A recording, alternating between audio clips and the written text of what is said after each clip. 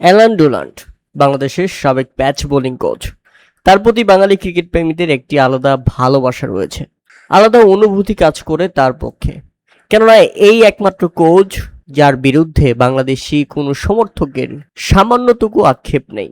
যে কয়দিন বাংলাদেশ ক্রিকেট দলকে সময় দিয়েছেন তার প্রতি মুগ্ধই হয়েছেন ক্রিকেট প্রেমীরা। তবে এবার বাঙালি ক্রিকেট প্রেমীদের জন্য তাই তো সুসংবাদ, আবারও ফিরতে আগ্রহী অ্যালান ডুরান্ট। তবে প্রশ্ন হচ্ছে, বাংলাদেশ ক্রিকেট বোর্ড কি তাকে ফেরাতে আগ্রহী? বাংলাদেশের পেস বোলিং কোচ হিসেবে শন টেইটের বিদায়ের পর বিসিবি একজন দেশীয় কোচ নিয়োগ দিয়েছে তালহা জুবায়ের। তার অধীনে অস্ট্রেলিয়ার বিপক্ষে দারুণ করেছে বাংলাদেশের পেসাররা। তাতে তালহা জুবায়ের খারাপ করছেন না। তবে অবশ্যই পেস বোলিং কোচ নিয়োগ দিবে বিসিবি।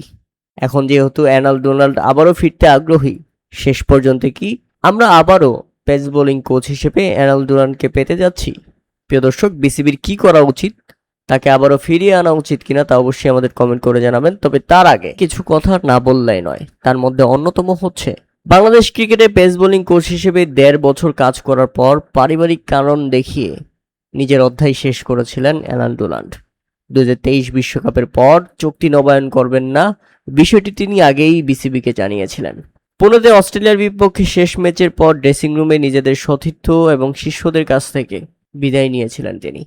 তবে বাংলাদেশের ক্রিকেট থেকে তার প্রস্থান এক আকাশ ভরা অভিমান নিয়ে হয়েছিল। কেননা তখন দলের মধ্যে চলছিল নানা কথা, ড্রেসিং রুমে অসন্তোষ, অপেশাদার আচরণ, বিভিন্ন বিষয়েই বিরক্ত ছিলেন তিনি। সে সাথে প্রধান কোচ চন্দ্রিকা হাথুরু সিংহের সঙ্গে তার দূরত্ব ছিল বেশ কঠিন। দুজনের মধ্যে একটা ফারাক তৈরি হয়েছিল আগে থেকেই। কারণ অ্যালান ডোনাল্ডের কাজ কোনোভাবেই পছন্দ করতেন না হাথুরু সিংহে, এবং হাথুরু সিংহের কিছু সিদ্ধান্ত যেটা পছন্দ হতো না অ্যালান ডোনাল্ডের। তবে সময় গড়িয়েছে, বাংলাদেশ পরিবর্তন হয়েছে, বিসিবির সভাপতিও পরিবর্তিত হয়েছে, তামিম ইকবাল সভাপতি হয়েছেন, বাংলাদেশের হেড কোচ হিসেবে আসেন ফিল সিমন্স। ড্রেসিং রুমে একটা সুন্দর বন্ডিং তৈরি হয়েছে, দলটা গোছানো হয়েছে। তাই তো এবার আরও একবার বাংলাদেশের পেসারদের বোলিং পারফরমেন্সের এই ধারাবাহিকতা বজায় রাখতে তিনি চান, যদি ডাক আসে আমি অবশ্যই বাংলাদেশে ফিরব। কেননা অস্ট্রেলিয়ার বিপক্ষে অস্ট্রেলিয়ার মাটিতে পেসারদের দুর্দান্ত পারফরমেন্সের পর আবারও আলোচনায় আসে অ্যালান ডুরান্ট। কারণ তার সময় থেকেই তাসকিন আবাদত, হাসান মাহমুদ, মুস্তাফিজুর রহমানরা বিশ্ব ক্রিকেটে নিজেদের সামর্থ্যের জানান দিতে শুরু করে।